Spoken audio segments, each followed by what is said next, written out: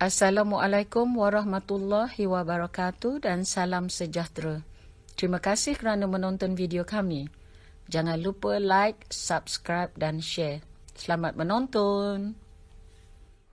Okay, bismillahirrahmanirrahim.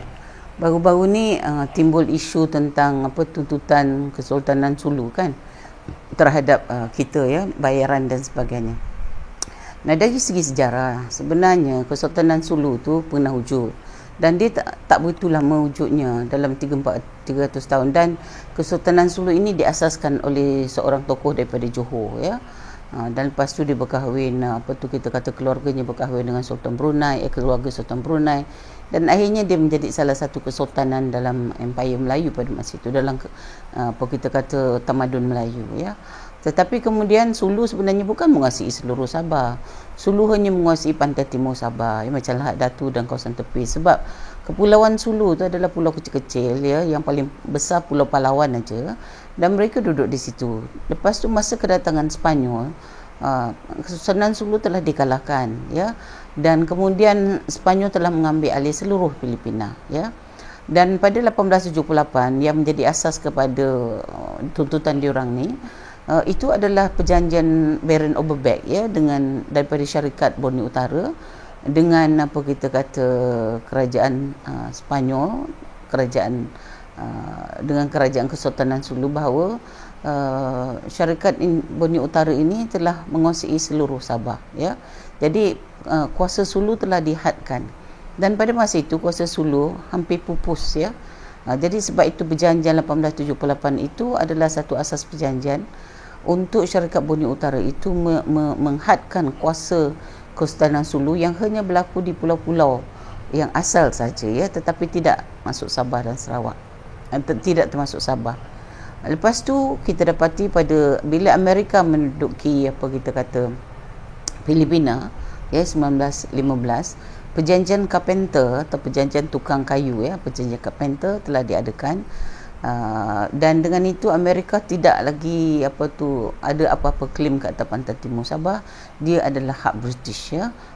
Syarikat Borneo Utara itu di bawah orang putih, dia telah buat perjanjian dengan Amerika, dan Amerika telah mengakui bahawa itu adalah kawasan yang telah dimiliki oleh syarikat Borneo Utara 1915. Ya, jadi makna dengan itu tidak ada lagi kuasa Kesultanan Sulu ke atas Sabah ya. Tambahan pula Amerika telah menguasai seluruh Filipina, termasuklah Kepulauan Sulu dan juga Mindanao, dan dengan itu Kesultanan Sulu pun telah ditiadakan ya. Jadi maknanya tidak ada lagi tuntutan, mereka telah menjadi rakyat biasa dan mereka tinggal di Manila ya, dan mereka menjadi orang biasa saja dalam keadaan hidup yang tak berapa kaya ya. Kemudian tu kita dapati masa perjanjian 1946, apabila lepas Perang Dunia Kedua, British telah menjalankan dasar dekolonisasi, maknanya jajahan-jajahan takluk itu diambil dan kemudian mahu dimajukan, dimerdekakan.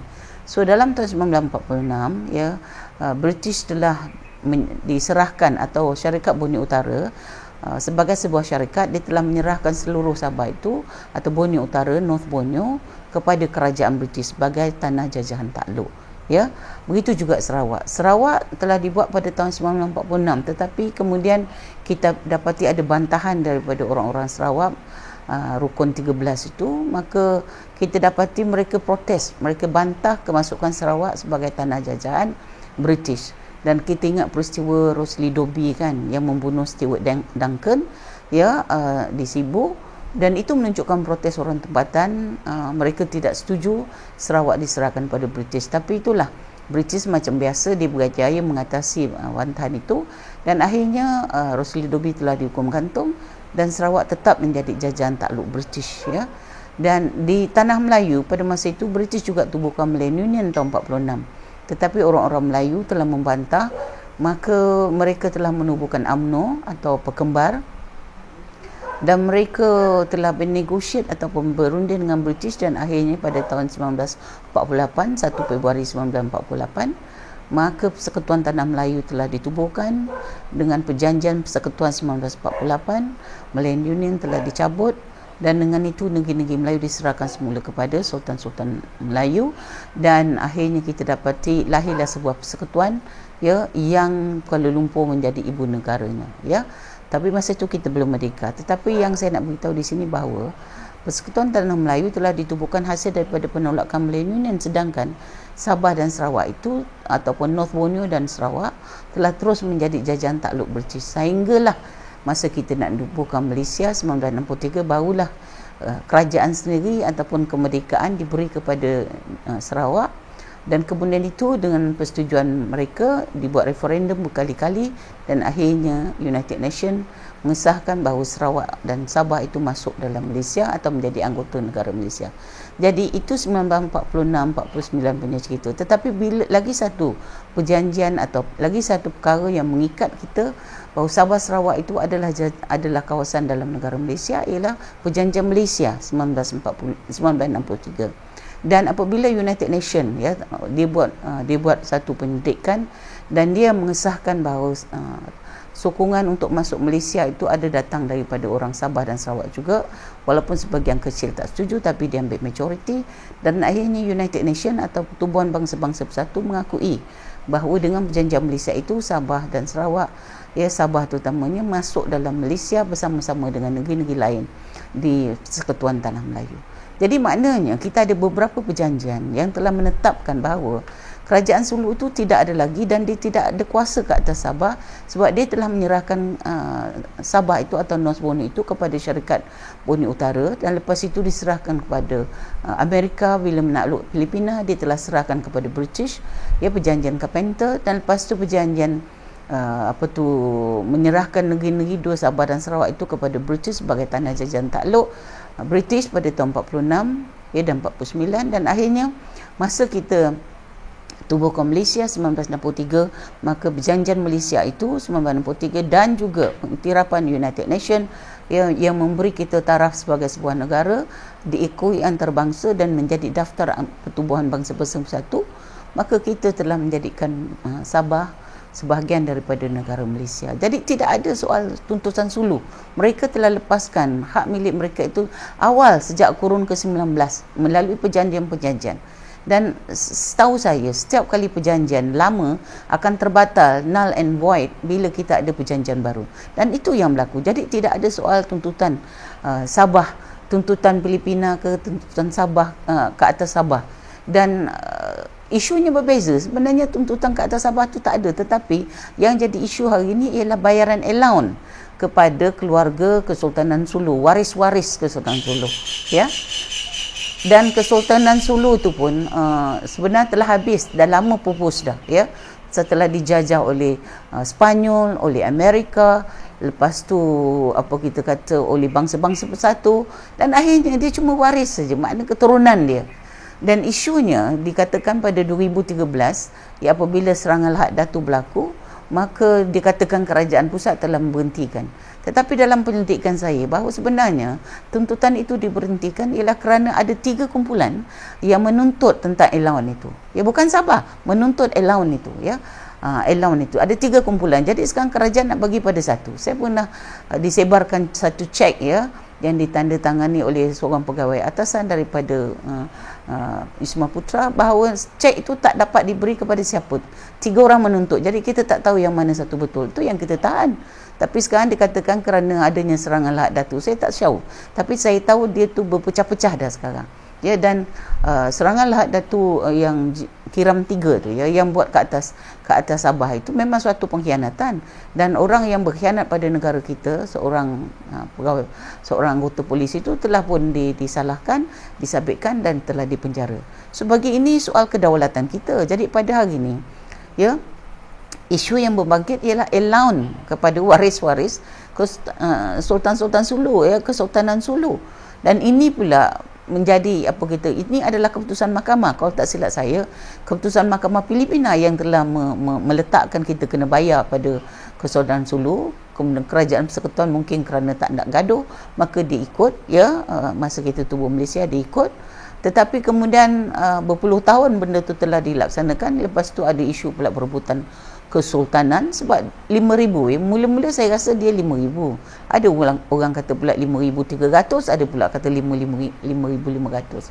Bayaran kepada waris-waris Sultan Sulu itu adalah dengan paksaan daripada mahkamah di Filipina, dan juga Sabah hari itu juga keputusannya telah mengiyakan benda itu, dan lepas tu masa AG Tommy Thomas juga telah mengesahkan bahawa kita berhutang dengan waris-waris tersebut. So isunya sekarang ialah pembayaran allowance kepada waris-waris Sultan Sulu, bukan tuntutan ke atas Sabah. Jadi ini kita kena faham ni, dua perkara yang berbeza.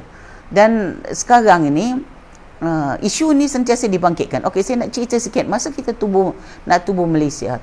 Tengku telah menghadapi isu bantahan daripada Indonesia dan Filipina. Saya cakap Filipina, Maka Pagal masa itu Presiden Filipina telah membuat tuntutan. Itu kerana dia dengar cakap-cakap daripada waris-waris Sultan Sulu. Tetapi Amerika sebagai orang yang juga menubuhkan Malaysia, kita mesti ingat penubuhan Malaysia ini bukan kerana effort kita, bukan kerana usaha Tengku, tidak. Sebenarnya adalah atas arahan British yang suruh tubuhkan Malaysia untuk Persekutuan Tanah Melayu mendidik North Borneo yang kemudian jadi Sabah dan Sarawak, untuk dididik kerajaan sendiri, pentadbiran dan sebagainya, dan dibantu dari segi hasil-hasil untuk membangunkan Sabah dan Sarawak yang masih terkebelakang pada masa itu. Jadi bagi saya, kita kena faham sejarah. Jadi maknanya Sabah Sarawak di bawah seorang bawah syarikat Sabah tu. Lepas tu yang James Brooke punya family, Bynner Brooke, Charles Brooke tu semua memerintah Sarawak, dan mereka tak mampu. Sebab itu mereka serahkan kepada British sebagai jajahan takluk. Jadi maknanya pembangunan di Sabah Sarawak itu atau North Borneo itu terlalu lambat, dan apabila dia telah memasuki menjadi anggota Malaysia pada 63, maka perubahan itu juga, pembangunan itu terlalu lambat. Sebab itu kita ada perbezaan. Jadi jangan salahkan pusat. Sabah juga mempunyai wakil-wakil rakyat yang dilantik tahun demi tahun, dan mereka yang patut majukan Sabah Sarawak. Dan memang Sarawak Sabah ada 20 perkara istimewa. Hasil mahsulnya tak boleh diambil oleh persekutuan. Persekutuan kena bantu Sabah dan Sarawak. Itu 20 perkara istimewa tu jangan lupa. Sebab itu hari ni bila dia nak kata buat penilaian semula perjanjian Malaysia 63, maka banyak mereka nak tuntut. Tak boleh, sebab bagi saya perjanjian Malaysia itu telah meletakkan Sabah Sarawak itu adalah sebahagian daripada negeri-negeri yang menganggotai Malaysia.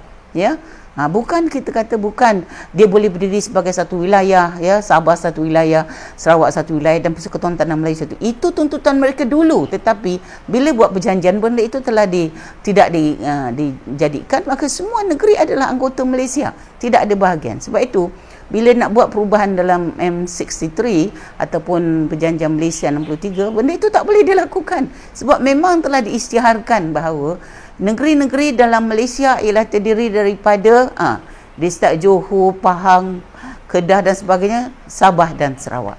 Sebab itu kita dapati Sarawak dan Sabah itu masuk dalam kumpulan negara kita, wilayah persekutuan. Sebab dia dipegang oleh persekutuan, dia dipegang oleh Agong.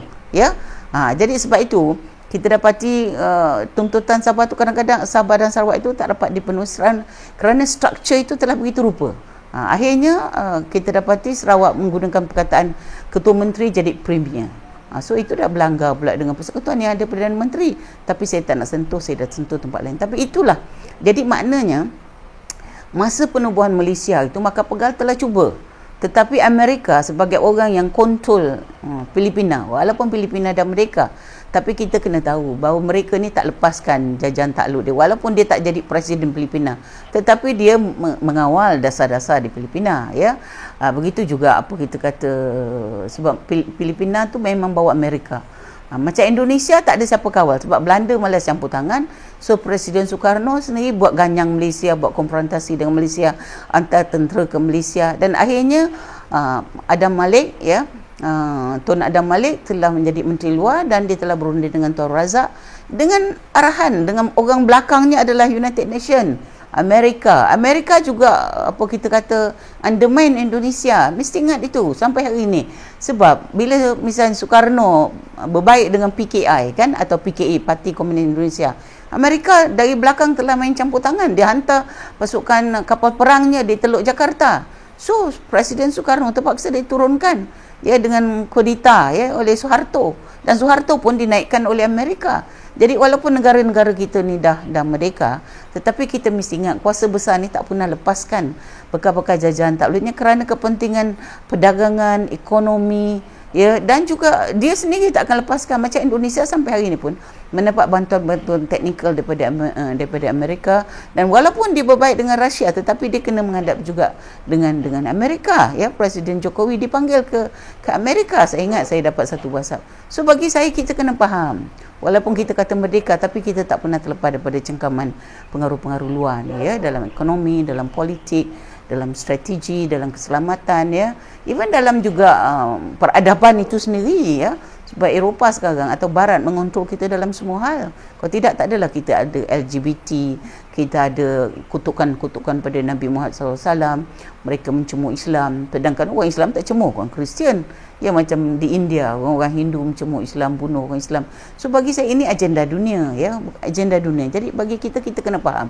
Sebab itu kita jangan naif sangat mengatakan bahawa apa kita kata sesuatu perkara tu berlaku hanya kerana faktor tempatan. Tidak, dia faktor luar pun banyak.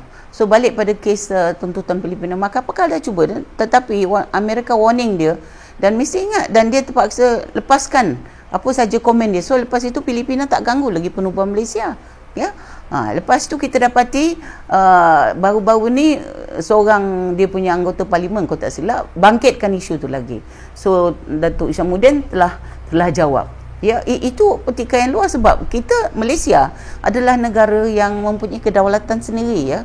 United Nations telah terima kita, dan Sulu tu sebenarnya dah habis, dah hapus dah, macam juga Kesultanan Melaka. Waris-warisnya itulah, tapi silapnya kita bayar. Ya, masa mungkin saya tak tahulah strategi apa, tapi lepas Malaysia sebab tuntutan daripada Mahkamah Filipina tu dibayar, ya. Dan hari ini, jadi isu hari ini bukan kerana atas tuntutan Sabah. Isu hari ini ialah kita kata allowance yang tak dibayar. Dan allowance yang tak dibayar itu ada bersebab. Sebab satu, saya buat research, saya dapati dia memang dituntut oleh 3 keluarga. Ya, last bayaran memang, kalau tak silap saya, 2013 juga. Dan pada masa itu juga berlaku apa kita kata pencerobohan Sabah. Itu yang dikatakanlah, saya tak tahu sejauh mana. Tapi yang saya tahu, ini adalah waris-warisnya yang hidup miskin di Manila sana, ya. Dan sebab itu mereka perlukan bantuan kewangan. Tapi isunya sekarang sampai 3 kumpulan menuntut. Jadi mana satu kita nak bayar?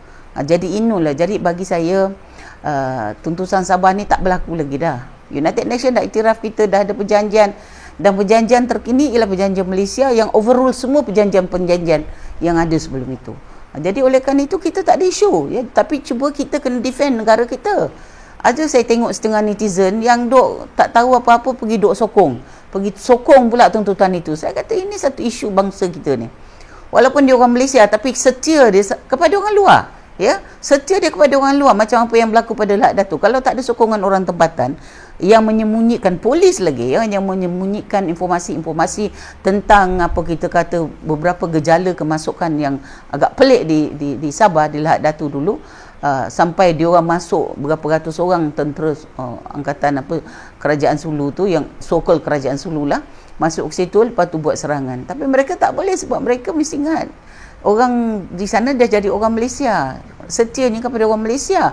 Jadi akhirnya kita buat perkara itu. Jadi sebab itu saya tak faham kenapa orang-orang kita masih, atau orang-orang kita mempunyai simpati kepada tuntutan seperti Sabah. Ini negara kita, ini tanah air kita. Walaupun saya bukan orang Sabah, tapi itu part and parcel negara Malaysia yang patut kita mesti sayang, sebab warga negara kita, kerakyatan kita adalah Malaysia. Bila kita ada kerakyatan Malaysia, maka kita punya perlindungan politik, kalau kita pergi overseas, perlindungan hak kita semua dah ditanggung oleh negara Malaysia. Jadi kenapa pula kita nak pergi simpati kepada segala tuntutan yang biadab daripada Filipina, walaupun kita dah negara yang berdaulat, ya. Dan lagi satu kita dapat, kadang-kadang peguam kita terlalu menyoalkan perkara-perkara yang sebenarnya terlalu teknikal. Tetapi isunya sekarang, ini negara kita dah jadi Malaysia, orang semua dah jadi Malaysia. Jadi kenapa kita mesti simpati pada orang luar, dan kita kena pertahankan. Isu yang kedua ialah soal double citizenship. Saya tahu kawasan-kawasan sempadan kita ada 2 kerakyatan. Itu salah. Tetapi mungkin tindakan tegas daripada immigration JPJ JPN tak dibuat. Jadi mereka masih mengamalkan juga, terutama orang sepadan, dua kerakyatan. Ini tak boleh. Sepatutnya kita mesti tegas bahawa kalau dia memilih rakyat Malaysia, dia duduk Malaysia. Kalau dia nak pilih kerakyatan luar, jiran kita, dia kena duduk di sana. Jadi ini yang saya rasa ketegasan pegawai-pegawai kerajaan kita kena ada. Jabatan-jabatan kerajaan, pihak immigration, ya, pihak JPN, jabatan JPN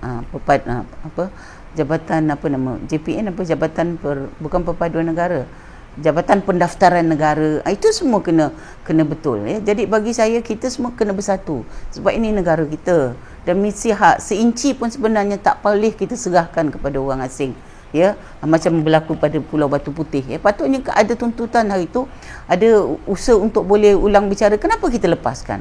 Kenapa PH punya kerajaan lepaskan? Kenapa kita tak berdiri dan fight? Ini bahawa jajan kita boleh timbang tara balik. Kenapa tak dibuat? Tapi kita dah lepaskan. Inilah apa kita kata tak senonohnya kita, ya. Soal negara kita main-mainkan. Sebab apa? Sebab kita sekarang mungkin ada terlibat dengan dendam politik ke apa ke, saya tak tahulah. Mungkinlah. Tetapi isunya kenapa pula negara jadi kawasan tanah air kita menjadi dia punya apa kita kata taruhannya. Sepatutnya kita pertahankan. Ini pula pisang juga. Mesti dipertahankan, ya. Itu sebab perlunya kita ada sultan, ya. Sultan macam Sultan Johor. Dia perintahkan supaya Pulau Pisang itu dijaga. Sebab itu memang hak kita. Tak pernah diserahkan kepada sesiapa kecuali lampu bukan traffic, rumah lampu, ya, lighthouse itu saja. Ya, itu saja. Itu pun isunya sekarang. Inilah kadang-kadang kita ni terlalu baik hati. Baik dengan orang putih kita serahkan semua. Bila you ada satu perjanjian yang bersifat selagi ada bulan dan bintang, itu tipikal orang Melayu dahulu. Tu selagi ada bulan bintang, maknanya selagi kita tak kiamat lah orang tu punya. Itu yang sekarang hari ni kita punya peguam kena sayangkan negara. Jangan kita takut dengan orang politik, ya. Kadang orang politik ni ataupun kadang-kadang ada setengah-setengah kerabat raja juga yang tak sayang ke negara. Serahkan itu. Itu yang kita pentadbir macam Pulau Batu Putih tu. Saya ingat saya jumpa satu slip Timbalan Setiausaha Kerajaan Johor, Datuk Ses, kalau tak silap Datuk Muhammad Ses, yang katakan dia we have no claim on Pulau Batu Putih. Itu 1953. Itulah dia. Sepatutnya kita rundingkan perkara itu. Negeri kita, hak kita, negara kita, ya. Walaupun ini negeri, tanah itu hak negeri sampai dalam perjanjian persekutuan sekarang hak negeri, tapi kita mesti ingat bila kita sebut negara, kita telah diikat dengan perundangan yang jelas, dengan perjanjian yang jelas, dengan syarat-syarat perlembagaan yang jelas, dengan perundangan yang jelas dan dengan tanggungjawab yang jelas juga. Bukan kita fikir ini negeri kita, maka aku punya sukalah nak buat apa. Tak boleh. Ini negara persekutuan Malaysia. Memang negeri dalam tu. So dia kena bertanggungjawab terhadap persekutuan, dan persekutuan bukan bertanggungjawab pada negeri. Jangan main lepas saja macam Pulau Batu Putih, lepas tu pula ada pula tuntutan untuk keluar daripada Malaysia. Dan bagi saya ini semua perkara-perkara yang patut kita perhatikan, sebab sebagai rakyat saya rasa saya sedih, ya, kalau kita ada pemimpin-pemimpin yang tidak rasa bertanggungjawab kepada keselamatan, kepada survival negara kita, bangsa kita dan agama Islam kita, ya.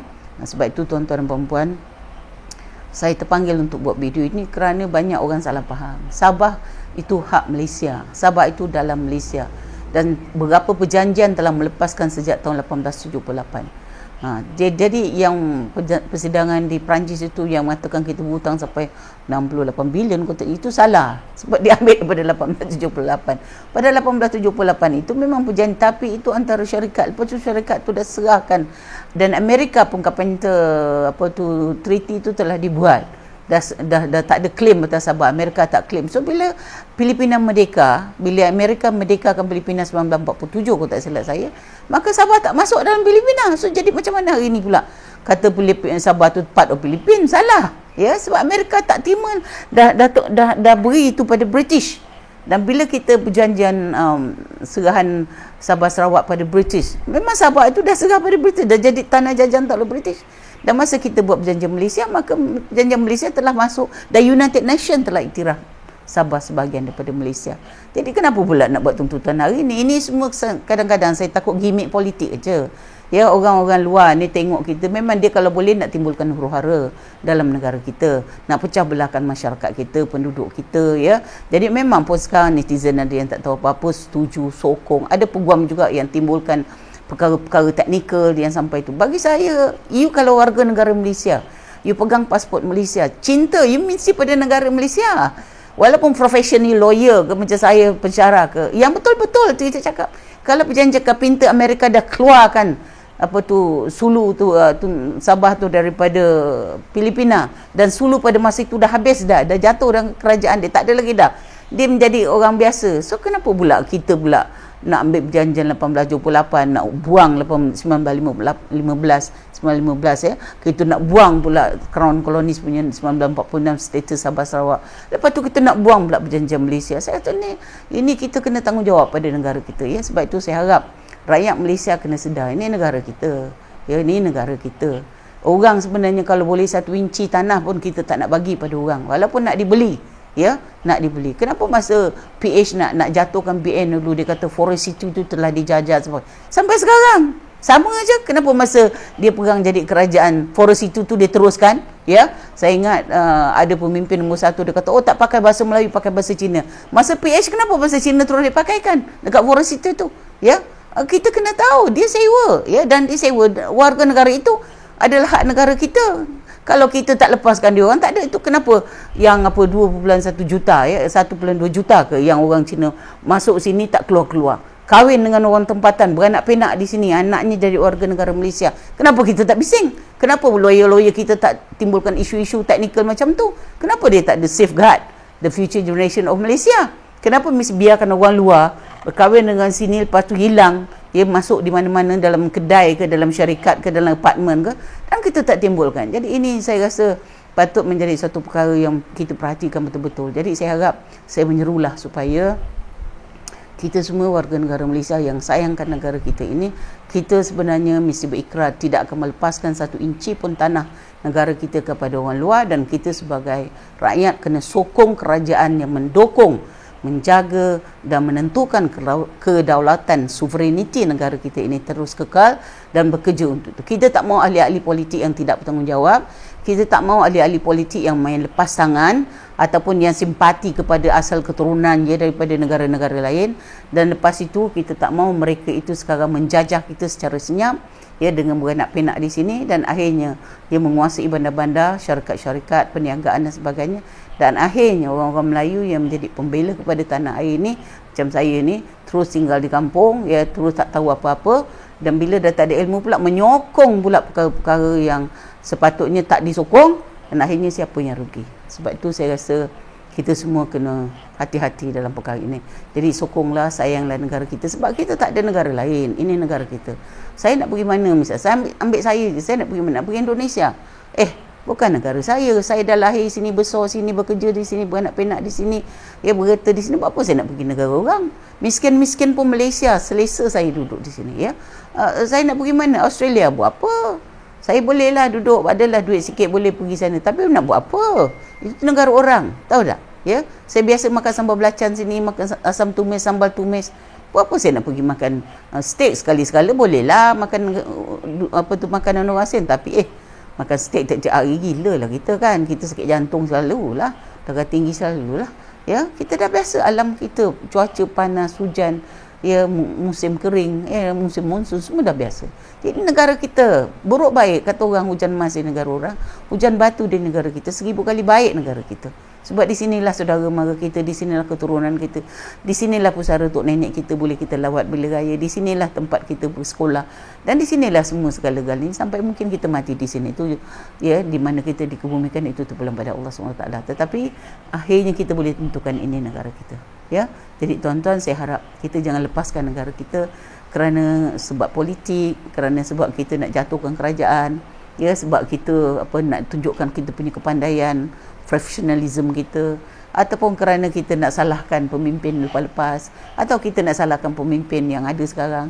Saya tak tahu. Tapi apa pun sebabnya, bagi saya, prinsipnya, tesisnya, intinya ialah ini negara kita, ini hak milik kita, ini adalah kita kata tanah air kita, dan kita wajib mempertahankannya. Kalau tak dapat dengan senjata macam askar, macam polis, kita bercakap dengan mulut macam saya. Ya, tetapi dengan semangat itu lebih penting. Kita tak perlu mendukung apa-apa perkara yang tidak memberi keuntungan kepada kedaulatan negara kita. Sekian, terima kasih.